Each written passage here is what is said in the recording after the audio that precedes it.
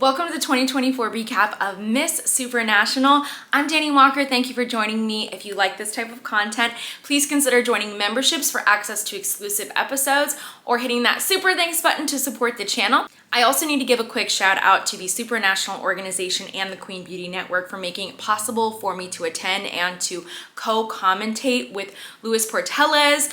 We had so much fun watching all of the live preliminaries and the live finals, and I would really encourage you to check out my preliminary recap as well as my other finals recap for the Mr. competition. That was really exciting, but we had the best time. And if you'd like to check out the live stream and our live reactions and thoughts throughout the show, you can see that on queenbeauty.tv. And you can use code DANI25 for a limited time to get your first month free and 25% off for your first year. So check that out if you want to hear even more of my thoughts on this show. And also if you want to see some other original content that Luis and I have been putting together, such as our new show, Talk of the Crowd. We're so excited about sharing it. So what I like about the Supranational organization is that the Miss and the Mr. pageant have their own things that make them unique, and they're very different. So the opening of the show for the Miss, we got to see all of the ladies in these beautiful Portia and Scarlet dresses. They looked so lovely on stage, and obviously dancing in heels is different than dancing in flats. So that's one thing that actually I would like to see in the future. I'm curious what that would look like. Yes, I love seeing the ladies in their heels, but how cool would it be to do an opening number that allows for even more dancing like we see in the Mr. competition? So maybe that's something in the future. Now, for the Miss competition, something special about this is we get to see this international fashion show. And speaking of fashion, I picked up this beautiful wrap in the host city the day after the pageant. I got to have a little bit of downtime and do a little bit of shopping, and I just thought that this, look at this, look at the fringe. I thought it was so beautiful, and I turned it into a top. Anyways, so there were a few standouts for me for the fashion competition. Now this part technically isn't judged, but it's just fun to watch. It's just enjoyable. And so here are my standouts: India, Mexico, Nigeria, Peru, Philippines, Poland, Puerto Rico, Sierra Leone, South Africa, Thailand, USA, and Vietnam. Wow, Vietnam. And then we narrowed down to our top 25. So let's talk about that. So as we're announcing this top 25, they also shared a few special awards. So our special awards went to Slovakia for the Supra model competition. Curacao won Supra Chat, and this made a lot of sense too because she's competed at Miss Universe. She was first runner-up at Miss International, so she's had a lot of experience. And then Myanmar won the Influencer Award. Now initially they said that they were gonna have this top 24, but then at the last minute, I was sitting there with Luis, we were watching in the audience, we were like, where is Brazil? Where is Brazil? Where is Brazil? Why have they not announced Brazil? And they got to the 25 and we were like, what just happened? There's no way Brazil is not moving forward. What could have happened? And then they announced, surprise, surprise, there's a tie and it's Brazil. So Brazil made it into that top 25. I was like, that was not only a close one, that was too close. What was interesting though about this top 25 cut is that Poland, for the first time ever, did not make it. And that's really surprising because she did well throughout the entire competition. She was even a qualifier for the top 10 for the Supra model competition. So pretty crazy. Somebody else that I really loved that I thought could have been up there was Dominican Republic. I was obsessed with her gown performance for prelims. That was shocking to me. That was tough. And now we have our confidence round, and oh my gosh, was this fabulous. There were so many things that were just right about this. So the stage was changed up a little bit, and there were multiple runways on the stage. So just like the Mr. competition, the ladies didn't walk out by themselves. They're kind of walking out in pairs and doing all these cool walking patterns. This really reminds me of the Six Dough show that I vlogged at New York Fashion Week 2 seasons ago. If you guys need to check out my vlogs because I show you behind the scenes of so many cool events, not just pageantry, but New York Fashion Week, Miami Swim Week, and then fashion events in New York. I share with you about my restaurant collaborations. I just went to a women's business panel and I'm gonna be releasing that episode soon. So there's like literally so much in my vlogs that everybody's missing out on. Please go check them out. But this pattern kind of reminded me of how intricate things can get at fashion shows like New York Fashion Week, and I loved it. Not only that though, the music was incredible, and you could feel like the ladies were really feeling that music, and I feel like it just like gave them energy, enhanced all of their walks. It helped them to really give that last push at the end, because you're exhausted after 2 weeks of competition. You're tired, your feet hurt, so sometimes you need that motivation.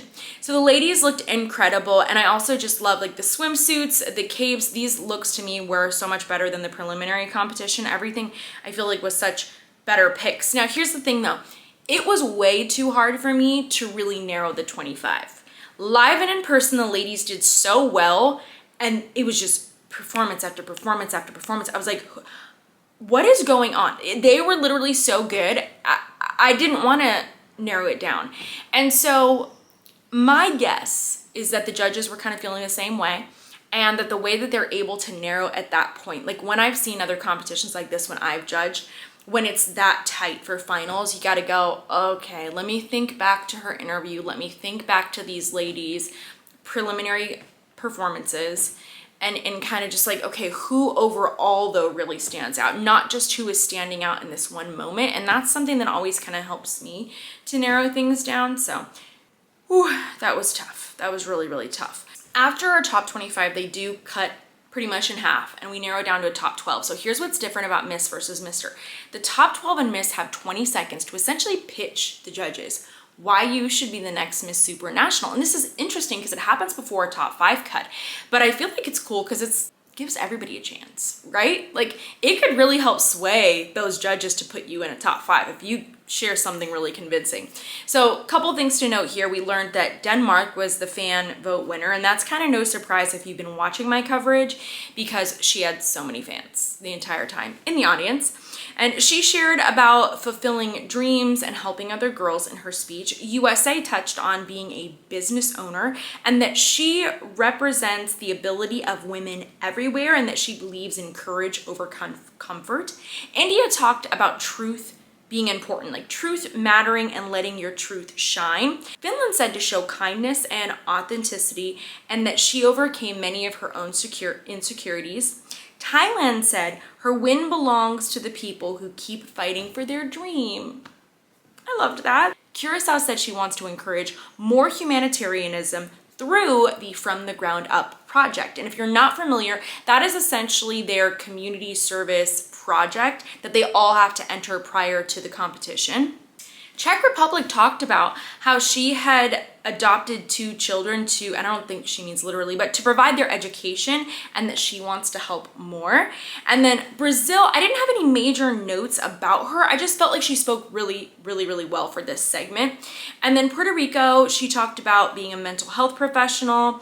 Indonesia, my main note for her was just, oh my gosh, is she confident? So confident. And honestly, that's gonna really carry you. And then Philippines, she talked about cross-cultural understanding among her pageant sisters. So I thought that was really interesting. And then South Africa shared that her existence alone is supranational. Essentially, she's like embodying supranational, and I loved that. Loved it. So now we got to see our top 12 in their evening gowns. Let's talk about it. So USA, first and foremost, oh my gosh, in that moment I was like, is USA gonna win? When I saw the top 12, I was like, is she about to win? Is she about to be our next Olivia Culpo? If you don't know, she is new to pageantry. So she won Supranational United States, and then here she competes, and I was like, is she about to be the next Olivia Culpo? Stunning. The gown change was brilliant. I don't even know who made the gown. I forgot to ask her. Comment if you know. And then Brazil. Okay, so Brazil's gown, it really looked like it was reflective of her eyes. Now, I liked the gown color on her. I didn't love the neck piece as much, but let me tell you, I don't know if the camera caught this, but when she got to her place on stage, her mark, her X, where she was supposed to be waiting, she was close to the judges, and she like did this extra little like flick up of her cape, and I was like, come on, she's got to be moving forward. She's got to be. Fabulous. Puerto Rico did well, but I will say I do wish there was a gown change. I mean, her gown was so fabulous for prelims, but I wanted to just see something else and like see her bring something else for finals. South Africa. That was a moment. That was a moment. Wow. When I saw her step on stage, I gasped. I loved it. And then Czech Republic wore her same gown. I do wish we saw a change. Thailand did change her gown and looked stunning. And then Indonesia changed her gown. And here's what I didn't notice about the gown until I saw her after the pageant and I was really up close. Her gown, the stones in it, match the color of the Supranational crown. And we do see that quite a bit in pageantry, like some kind of connection between the wardrobe and the crown in some way. I loved that, but I couldn't see that detail until I got to be up close. No wonder she won, right? Then Curacao. Curacao wore her same gown, but let me tell you, Curacao, like she stepped it up a notch. Her finals, she was just extra poised, extra confident for finals. So she really stood out to me and it was tough. It was really, really tough. And I want to also mention Philippines. So I was in love with Philippines preliminary look, and I actually wish she would have swapped her prelims and her finals look. The finals look was really beautiful, but I just thought that her prelims look was so much more unique. So now in the competition, our contestants that moved on to the top 5 got to see childhood photos of themselves, which is really heartwarming. They were so cute. And then this is the question that they were answering. They had 40 seconds to share the advice they would give to their younger self. This was such a make or break moment for these ladies. Let's talk about it. Brazil, I feel like she was crying so much. She was too emotional and she wasn't maintaining her composure. I think that's why she placed where she did. But let's talk about her answer. She said, this girl is, and then I missed what she said, I couldn't quite make it out, but she says, my name for my family. I grew up in a humble family with few opportunities, but I never stopped dreaming or believing in the power of education. So I would like to say for this kid, you are strong, and you being on this stage to be Miss Supranational, you represent your country, Brazil, your beautiful country. Believe in yourself. So I wish we would have learned just maybe a little bit more about her. In comparison to everybody else's answers, her answer was much shorter, and I still feel like it was a generic message. Maybe she could have shared more about the power of education, maybe some of the work she would like to do or the work that she's done for that. I think that would have really enhanced the answer. And then we have USA. So USA said, first of all, in reaction to her photo, she said, how did I know they would choose that one? It was pretty cute. Then she said, well, what I would tell, especially her, I would tell that version of myself to keep going and remember that it always gets better. And something that I live by is the quote that every rejection is redirection. And sometimes God's plan for you is bigger than your own plan. And so with that in mind, you can get up every morning and know that you're moving in the right direction, regardless of if you think it's the right direction or wrong. Either way, it's God's plan. So I feel like she spoke really, really well for this answer. She did a great job overall, honestly. And at this point, when we saw them in the top 5, I was like, she just looks like the winner. She really, really stood out. She's so tall. The white gown was perfect on her for crowning. Fantastic. I think something that she could have worked into this when she said, I would tell her to keep going and remember it will always get better. Then you can insert a little bit about how it's gotten better. It will always get better. One day you will grow up to become a lawyer or whatever you want to say about yourself. One day this will happen for you. One day you'll represent your country and the dreams of young women around the world at Miss Supranational. Something like, say something about how life got better. Now we have Czech Republic. So she said, dear younger self, I like how she opened this. I'm standing now in front of you as a woman who throughout her whole journey has to overcome a lot of challenges, and damn, I was scared.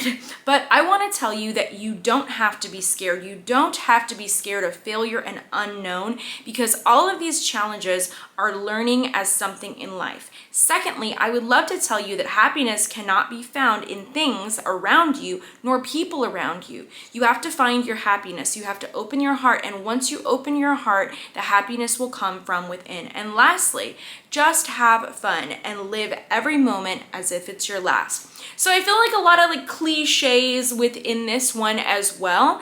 And I think that's something that could have just given it a little bit more like a oomph to this answer is sharing about maybe what are these challenges that she's talking about that maybe she's overcome. Now, Indonesia.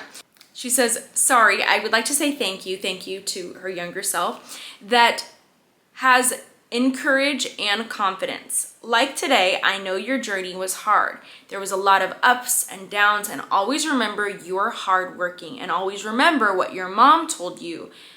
Just try new things in life. If you fail or fall, it's okay.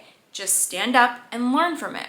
So from everyone, for everyone, I hope you always will be brave and never doubt in your dreams. So here I feel is a distinction between her answer and her messaging of just the usual, like, her message to self, following your dreams. You could see in the middle she made a shift from a message to her younger self to a message to all. And I preach this all the time. A positive overarching message is one of the common denominators of winning answers. We see it again and again and again. We see winners wrap up their answers with some sort of positive message, not in this case just to your younger self, but to everybody else. So in that way, you are being the title holder, you are doing the job of the title holder, you are actively working to inspire others around you. And that's an important distinction. Now we have Curacao, and she said, I'd say, dear little Chanel, in life, sometimes we lose our loved ones, but I promise you that you've acquired a little angel along the way. I was like, who did she lose? That was just sad. And then she said, and little dreamer, and this is for all little dreamers out there, it doesn't matter where you come from and what you look like, how little your resources, just keep pushing, keep fighting. If even a mustard seed of faith, trust God's timing over your life and he will take you there. You will make it happen. And then she said, thank you. Now, after this answer, I just love how she spoke. And like I said, when I looked at them visually, I was like, who is it gonna go to? Like, visually, USA was really standing out. And then I heard this answer and I was like, Curaçao's gotta be up in that top 2. She's gotta be up there. Like, I'm not really sure how the judges are feeling, but she's gotta be there. The results were a little bit interesting to me. I was very surprised when I heard Curaçao called as 4th runner-up. Shocking. That one to me, if I were judging, different results. Now, Brazil, 3rd runner-up. Now that made sense to me, and I had a feeling she would have been 3rd or 2nd runner-up, depending on how everybody else answered. She answered earlier, so I was basing my assumptions off of that because I felt like too emotional for the finals. You have to remain more composed. And then Czech Republic, 2nd runner-up. And it was interesting. Czech Republic was such a big favorite throughout the entire competition. And I loved her. I thought she was so fantastic, so gorgeous. And I loved her in the talent competition even. She plays the flute incredibly. You need to go watch that performance. But I feel like strangely enough, she ended up losing momentum kind of throughout the competition. It was very strange to me to watch that. And maybe, I don't know, maybe just a different gown for finals. Like a couple tweaks here and there. USA and Indonesia in that top 2, when I was watching everything happen, I was like, okay, I can see this. I can really see this. Also consider that Indonesia has been in the top 5 for the past 2 years. So Indonesia has been a powerhouse for Supranational, right? Like they're coming in, they're doing really, really well year after year after year. And so in the end, USA was announced as 1st runner-up and Indonesia was announced as our winner. And when I think about the totality of all of their performances, I really feel like that was a fair choice. I mean, as biased as I am, as much as I would obviously love to see USA win. That's always exciting when your home country wins, of course. But for me, I wanted to see USA bring even more for the preliminary competition versus Indonesia, I felt brought that. Now, some of you were like, why didn't you talk about her gown performance and your preliminary recap? Because I talked about it during the live commentary and I forgot to mention it a second time in my episode. My main note for her was that I loved her, I loved the gown and the performance, but that I wanted to see her hair down for finals, and that did happen. So that was wonderful, but that's why you gotta watch the live commentary on QBN. So anyways, it just makes a lot of sense for Indonesia. I would say historically, it made a lot of sense in this context, and she just did a phenomenal job. She's stunning up close. Saw her after the show. Her skin, there's like not a pore on it. I don't even really know how that's possible, but she is absolutely gorgeous, so beautiful. Can't wait to watch her year. Congratulations, Indonesia. Congratulations, USA, my country, yay. Very, very excited, but really congratulations to all of the contestants. It is not easy to prepare for something like this. It's really, really tough, actually, but very, very proud of all of you ladies. You did a phenomenal job. And friends, please don't forget, subscribe to this channel and check out the Queen Beauty Network. You can find us at queenbeauty.tv, and don't forget to sign up with code Dani25. I would really appreciate that. I'd love all of that support, and I hope to see you very soon at the next episode.